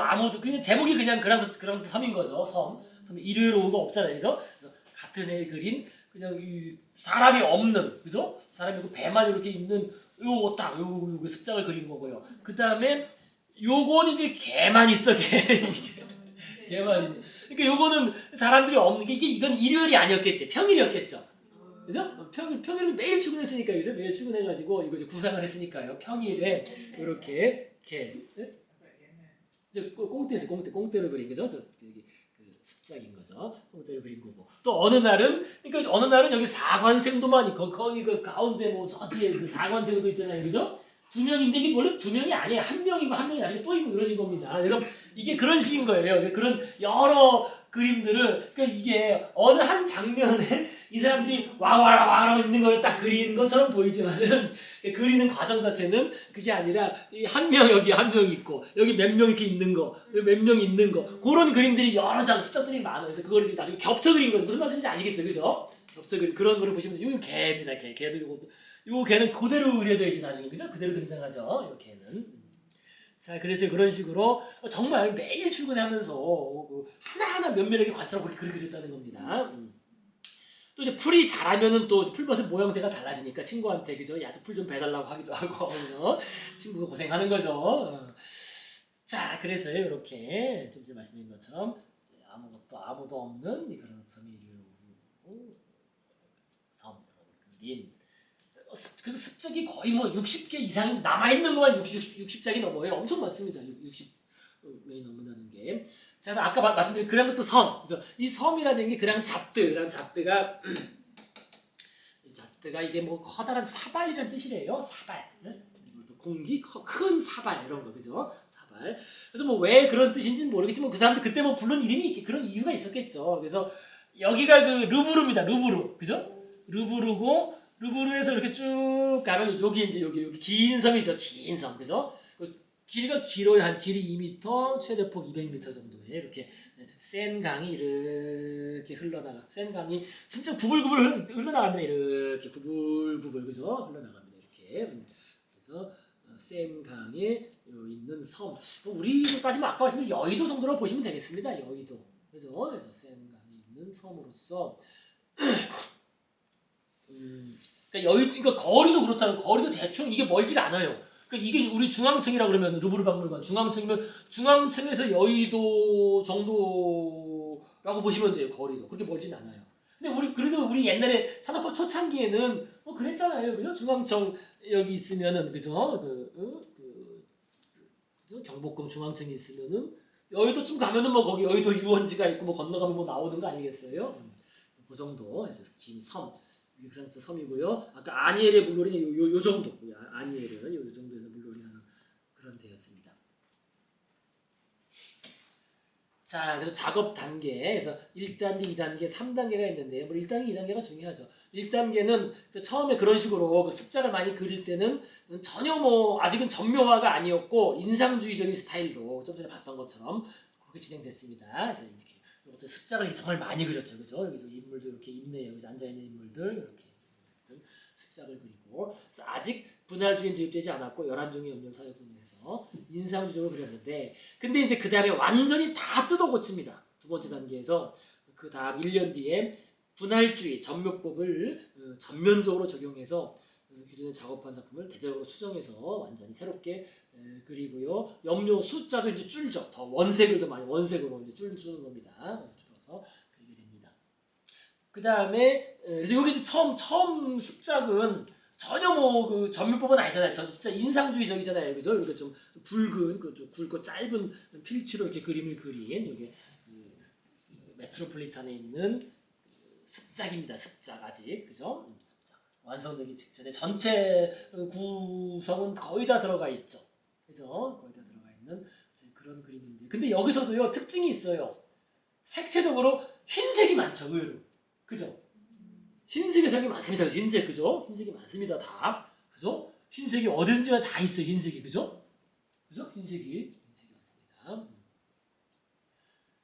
자, 그 다음에 이제 세 번째 단계는 그렇게 한 다음에 이제 그 전묘법으로 고쳐 그린 다음에 제 8회 인상주의 전시회에 전시돼서 커다란 관심이 많습니다. 여기 정말 아주 사람들이 정말 야 희한한 그림이다 해가지고 비평가들은 별로 좋아하지 않았는데 사람들이 관심은 엄청났어요. 관심은 야 이거 정말 새로운 그림이었던 거지 그 당시에는. 그래서 엄청나게 큰 그림이 방학한을 차지하면서 그 마지막 인상주의 전시회잖아요, 얘기죠. 제 8회 마지막 인상주의 전시회 때 정말 커다란 대중적인 관심을 받습니다. 자, 그 다음에 전시한 다음에 나중에 이 테두리를 한 번 더 추가합니다. 나중에 1989년에 지난번에 테두리 말씀드렸죠, 그죠? 이 테두리, 그죠? 여기 테두리가 이렇게 있잖아요, 그죠? 그죠? 요 그림에는 지금 그러니까 이것도 테두리가 있죠. 이것도 나중에 또 그려 넣은 겁니다. 테두리를 나중에 요거 테두리 여기 테두리 요거 테두리를 나중에 이렇게 그려 넣었다. 그래서 우리가 시카고 가서 보고 오신 딱 저 상태였어요. 정말. 그죠? 이렇게 그죠? 이렇게 사람들이 보는 시카고 미술관에. 자, 그래서 어쨌든 우리가 여기 너무나 유명한 그림인데요. 이제 그림에 대해서 뭔가 그래도 일반적인 거랑은 다른 관점에서 우리가 얘기해 볼 수 있어야 되겠죠. 어디 가가지고. 너무나 유명한 그림입니다. 이것도 이제 아까도 말씀드린 것처럼 흰색이 정말 많아요. 흰색, 그죠? 흰색의 사용이 좀 이런 그죠? 이런 애들 머리 스트레스 이런 것도 다 흰색이 참 많습니다. 그다음에 여기도 다 흰색의 점들, 그죠? 흰색. 자, 그래서 이제 점이 몇 개냐 이거, 그죠? 이 점을 점묘해서 점을 찍어서 그랬다는데 점이 몇 개냐? 그러니까 이게 사실 또 어떻게 보면은 엄밀한 의미의 점묘화가 아니에요. 오늘날의 의미로 오늘날에 우리가 이 디지털 화면은 진짜 픽셀밖에 없잖아요. 그죠? 디지털 화면은 다 그냥 이 조그만, 그죠? 이게 다 이게 어떻게 됩니까? 다 이게 다 쪼개져 가지고, 그죠? 이 조그만 픽셀들밖에 없는데 이거는 그렇지가 않은 거예요. 근데 이 화면이 바탕색이 칠해져 있어요. 이거 보시면 압니다. 그죠? 그러니까 이게 지금 요게 어떤 장면인지 아시겠죠? 요 장면 중에 요 부분, 그죠? 여기 이렇게 세 명의 여성 두 명하고 아이가 앉아 있는데 요 앉아 있는 아이 부분을 확대해가지고 여기 찍힌 색 점들이 있어요. 이렇게 점들이, 그죠? 점을 이렇게 마킹, 그죠? 요게 지금 요것을 9배, 그러니까 B는 요 A를 9배 확대한 것이고 이 부분은 캔버스 전체 면적의 200분의 1이다. 그래서 이 C는 그러니까 요 부분에 사용된 색점을 마크로 이렇게 했는데요. 마크한 것으로 마크된 색점은 1100개입니다. 요게 지금 1100개라는 거예요. 세면 1100개가 되더라고요. 이게 1100개입니다. 그러니까 따라서 전체 그림에는 약 22만 개의 색점. 그죠? 요게 이제 200배니까. 그죠? 200 곱하면은 22만 개라고 추정될 뿐인 건데 정확히는 근데 이거 세본 사람은 없나? 모르겠어요. 저도 좀 찾아봤는데요. 아니 뭐 더 찾기도 뭐 한참 찾아도 안 나오더라고요. 금방 안 나오는 거면 이거 센 사람 없는 것 같아요. 근데 누군가 셌을 것 같은데. 그러니까 근데 이제 AI한테 시키면 AI가 셀 수 있을까요? 못할걸요. 무엇이 색점인지를 얘가 할 수 있으려나? 그게 딱 정형화된 거라면 예. 이게 너무 불규칙하니까 뭐로 이게 AI 그러니까 AI가 약점인 거예요. 그게 그거를 그러니까 이런 학습을 많이 했다면 할 수도 있겠죠. 상당히. 근데 이런 학습을 한 적이 없을 거 아니야. 야, 색점 세발하라는 거 한 적은 없을 텐데. 그러니까 이게 어느 게 점인지 이게 AI가 구별 못 할 겁니다. 이거 그죠? 단순히 그죠? 그렇게 못 할 거예요. AI한테 시킨다 그래서 되지 않을 것 같아요. 근데 이게 센 사람이 없나? 이거 모르겠어요. 저 찾아봤는데 어쨌든 이제까지 제가 본 거로는 어느 옛날 문은 한 10만 개 이상이라고 나오고 40만 개를 추정한 사람도 있어요. 40만 개. 그래서 전체 색점은 그러니까 이 사람은 지금 요거 그죠? 요 부분만 가지고 해가지고 세 보니까 전체 22만 개라 그랬는데 10만 개에서 40만 개 그 사이 정도가 되고 다른 부분은 더 많이 찍었을 수도 있잖아요. 그죠? 알 수가 없는 거니까요. 자, 그런데 어쨌든 포인트는 색점만으로 된 게 아니잖아요. 이 빈 공간들 있잖아요. 그죠? 거기엔 바탕색이 있다는 거죠. 바탕색이 있다는 겁니다. 그죠? 그러니까 완전한 점묘화가 아니에요. 또 그런 면에서는. 그죠? 진짜 100% 점묘라고 할 수가 없습니다. 자, 그 다음에 그래서 아까 말씀드린 것처럼 전체 구도는 그러니까 각양각색의 파리 시민들이 일요일 오후에 나들이 나온 전경을 담은 것이지만 이게 인상주자들이 추구했던 것은 한순간에 딱 그죠? 일요일 오후에 한순간에 인상을 담고 있다고 보기는 어렵다. 왜냐하면은요, 그러니까 인상주자들은 그 순간에 탁 스쳐 지나가면서 인상을 딱 캐치하기 위해서 그죠? 모네가 팔레트 뭐 캔버스 여러 개 놓고 그죠? 같은 시간에 딱 요것 좀 그리다가 해가 바뀌면은 이거 안 그리고 그 다음 거 그리고 이런 식으로 했다는 것처럼 인상주자는 그랬는데 이거는 그게 아니라는 거예요. 그죠? 이거는 전체 구도는 즉흥적이고 우연적인 것이 아니라 기하학적으로 철저히 계산된 것이라는 겁니다. 정말. 그래서 고전주의적이란 말이 나오는 거예요. 이게 고전주의적인 선원근법을 기본으로 구축되어 있다. 그래서 인물들은 크게 전경, 후경, 중경, 후경 세 단계죠. 그죠? 인물들이 그죠? 여기 보시면은 그죠? 앞부분에 이렇게 한 무대기가 있고 중간 있고 멀리 그죠? 크게 세 부분 정도로 나뉘어요. 이 인물들은 그죠? 이렇게 전경, 전중, 후 그 세 단계로 가지런히 배치되어 있으며 그 크기는 뒤로 갈수록 규칙적으로 작아지고 있습니다.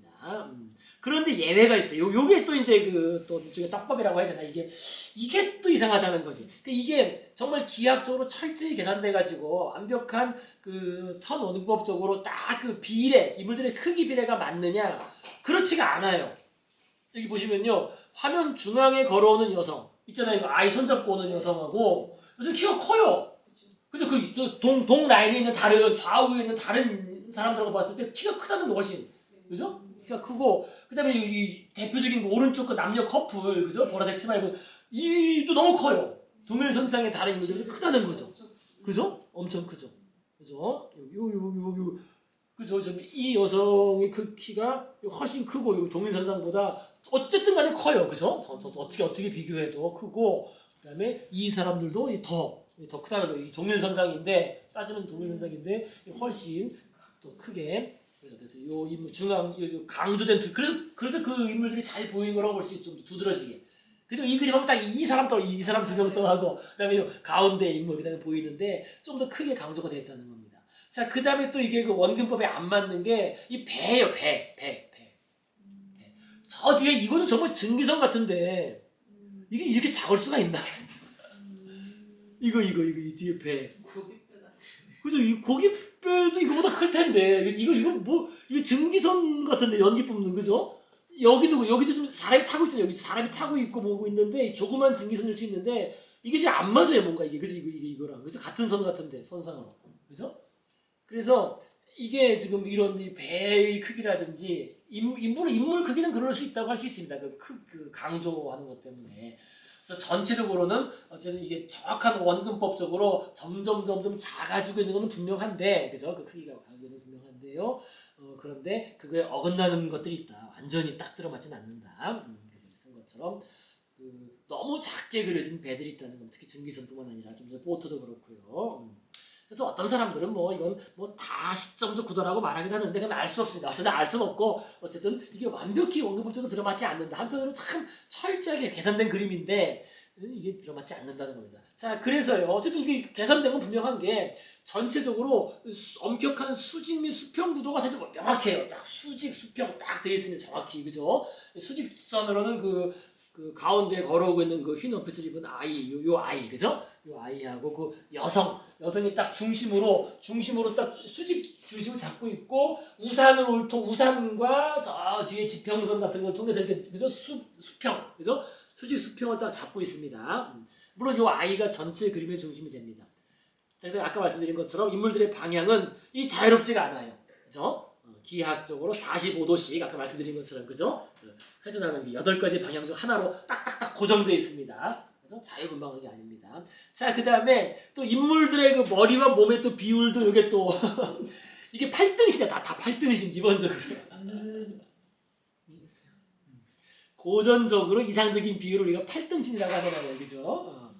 그래서 머리가 1, 아래가 이제 7해서 전체가 그죠? 8등신. 그죠? 여기 머리가 12.5% 이렇게 딱 돼 있어요. 다 기본적으로 대부분 그러니까 아닌 아이들은 제외하고 근데 어쨌든 기본적으로 딱 그게 맞춰져 있다는 겁니다. 그러니까 이게 그냥 그린 게 아니라 정말 자를 대고 그린 듯한 그죠? 그런 그림이거든요. 뭐 실제로 자를 재는지는 모르겠는데요. 자를 재서 그린 듯한 그런 식의 그 이상적인 8등신 비율로 다 그려져 있다. 그래서 너무나 그 엄격한 그 고전적인 그래서 이제 말이 나오는 겁니다. 그래서 우리가 이제 결국 이 쉐라의 그림이 이게 도대체 뭐냐, 그죠? 무슨 어떤 의미를 우리가 부여한다고 했을 때 물론 의미는 별로 있는 건 아니지만요. 그래도 쉐라가 한 말이 있어요. 어쨌든 화면 전체가 정말 극도로 근데 정적이잖아요, 그죠? 그건 분명합니다. 그죠? 뭐 움직이고 있지는 않아요. 특별히 움직임 같은 거 없고 아주 딱 극도로 정적인 그런 화면인데 무엇을 의도한 것이냐? 그래서 거의 대부분의 인물들은 마치 그 자리에 얼어붙은 듯 모든 활기가 제거된 채 미동도 하지 않는 그리스 조각상처럼 엄숙하고 고요한 침묵 속에 잠겨 있다. 그죠? 이것도 다 아주 뭐 일요일 오후에 왁자지껄 해야 되는데 그게 아니라 그냥 다 각자 뭐 옆에서 뭐 나팔 부는 사람 있잖아요, 그죠? 트럼펫 부는 사람도 있고 어쩌고 하지만은 각자 자신이 할 일을 하고 있는 거지 다 그냥 조용히 엄숙한 침묵 속에 잠겨 있어요, 그죠? 그럼 뭘 그린 거냐라고 이제 했더니 어쨌든 전체는 뭐 48명이라고 합니다. 등장인물은 어쨌든 그래서 쉐라는 평론가에게 그 정확한 말은 전하지 않는데요. 이런 식의 취지를 했던 말이 전해집니다. 그 문구 자체는 정확히 전달되지는 않지만 요런 말을 했다고 합니다. 그러니까 자기 자신은 자기가 그린 인물들 요죠. 그런 섬의 인물들은 파르테논 신전, 고대 그리스 신전이죠. 그래서 이 그리스 신전 프리즈가 이게 루브르에 있다고 합니다. 루브르 애들이 훔쳐온 거죠. 훔쳐왔거나 어쨌든 뭐 사왔거나. 그래서 루브르에 요게 있대. 요거를 보고 그린 거라는 거예요. 요거. 르브르에 고대 그리스의 다양한 인물들, 그죠? 다양한 인물들이 이렇게 뭐 저런 이런 자세 저런 자세 저런 인물들이 쫙 있을 거 아니에요. 고대 그리스의 그 옷을 입은 인물들이 이렇게, 그죠? 줄지어서 있는 이거 파리 이게 신전에 한 이쯤에 쫙 있는 그림이에요. 요거 프리즈 요거 파르테논 신전 요쯤에 달려 있는 요겁니다. 요 프리즈라 그래요. 이걸 여기 요런 고대 그리스의 전형적인 인물상이요 전형이겠죠. 그러니까 나는 자기는 그것처럼 그리고 싶었다는 거예요. 나는 그것처럼 파르테논 신전 프리즈의 그 이 행렬처럼 현대인들이 그들의 본질적인 모습, 그러니까 본래 모습이죠. 지금 여기 그 고대 그리스인들이 그들의 그 모습, 그죠? 그들의 본래적인 모습으로 이렇게 쭉 해놓은 것처럼 나는 현대인들이 그들의 본질적인 모습으로 줄지어 지나가도록 그렇게 그리고자 했다. 그리고 여기서 뭐 현대인이란 그리 복잡한 의미가 아니라 그냥 현대를 살아가는 평범한 사람들과 평범한 삶, 평범한, 그죠? 여기 고대 그리스의 전형적인 평범한 인물들이 쭉 다양한 삶의 모습을 그린 거라고 한다면은 나는 그런 식으로 현대인들의 평범한 사람들, 평범한 삶의 모습을 또 이렇게 줄지어서 사람들의 모습을 그리고자 했다. 그러니까 그게 개성적인 모습이 아니라는 거예요. 근데 이게 개성이라는 말은 이게 낭만주의 용어인데 이건 한편으로는 고전주의가 되는 거예요. 그런 면에서. 그래서 현대인이기에 본질적으로 가지는 특징이 드러나도록 그랬다. 그러니까 이거니까 고대 그리스인이기에 가지는 특징이 드러나도록 그린 거 아니겠어요? 만드는 거. 마찬가지로 자기 자신은 현대인이기에 본질적으로 가지는 특징이 드러나도록 그렇게 그렸다. 근데 그것은 결국에는 개성적인 인물이 아닌 거죠. 그래서 여기 쓴 것처럼 결국 뭘 개성적인 거예요. 그러니까 아까 이미 나왔던 것처럼 아니에르 물로르에서도 이미 나왔잖아요, 그죠? 쉐라 작품의 주요한 특징인데, 그 인물들은 나름 견고해요, 그죠? 나름 견고하게 딱 비율에 맞게 그려졌지만은, 근데 다 똑같잖아요. 다 똑같이 어떤 좀 뻣뻣하고 경직된 부자연스러운 재색이 다른 겁니다. 다 이게 딱 각도가 딱딱 정해져 있고 말이야, 위치가, 그죠? 나름 그 힘을 빼고 좀 편안하게 앉아 있는 것 같지만 사실은 그렇지 않다는 거죠. 다 정해진 그죠? 그 계산된 자세와 그 위치를 배치를 하고 있는 것이고, 또 복장들도 다 당시의 표준적인 복장을 하고 있는 것이고, 또 얼굴도 그래서 뭘 개성적이에요? 다 똑같다는 거, 이게. 다 똑같다는 거죠. 그죠? 특히 눈, 코, 입 등의 구체적인 표현이 생겼던 경우도 많고, 개성을 표현할 게 아니라는 겁니다.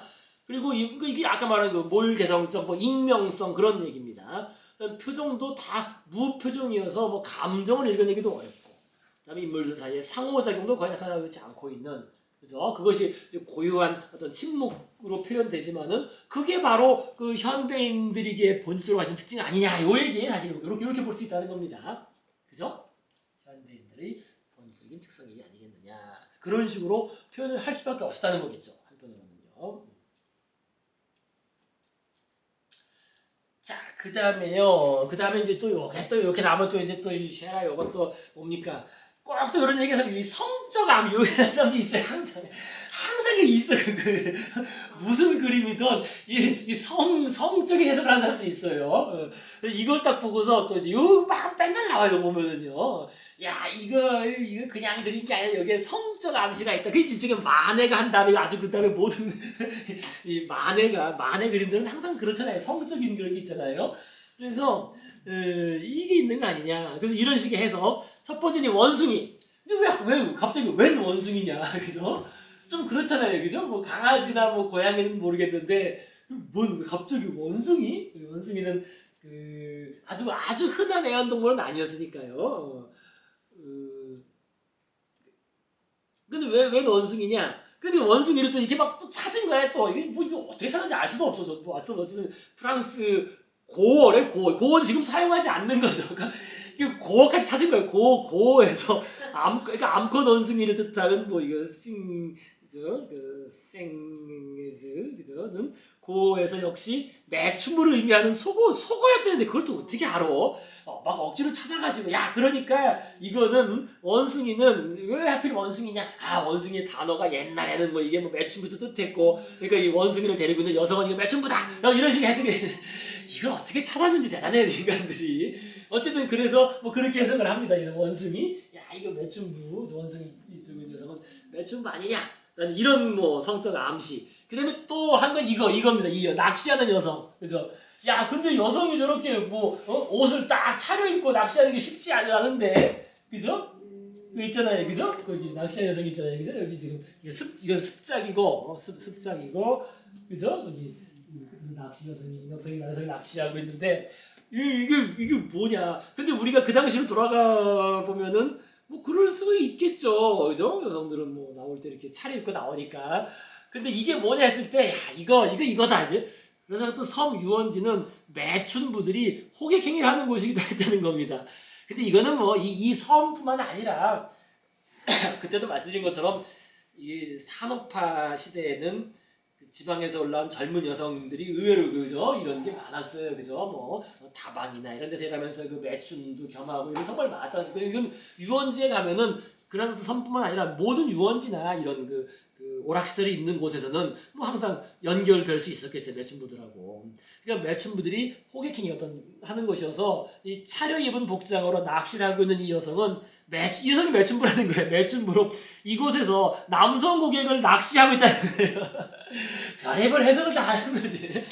남성 고객을 지금 낚으려 하고 있다, 이런 해석이 제시되어 왔습니다. 프랑스에서도 이렇게 낚는다는 뭐 쓰나 봐요, 그죠? 그렇게 쓰나 봐요, 그렇게. 이게 뭐 단어 가지고 이렇게 찾은 거죠. 그래서 이런 뭐 해석들이 있는데 이게 이건 뭐 대중적으로 참 많이 나와요, 이렇게 대중적으로. 근데 뭐 사실 확인할 방법은 없고요. 근데 아무리 봐도 그런 것 같지는 않은데 어쨌든 그렇다는 겁니다. 원숭이는 요게 또 그런 것도 있어요. 이 당시에 그 서커스에도 많이 등장해요. 왜냐면 그 서커스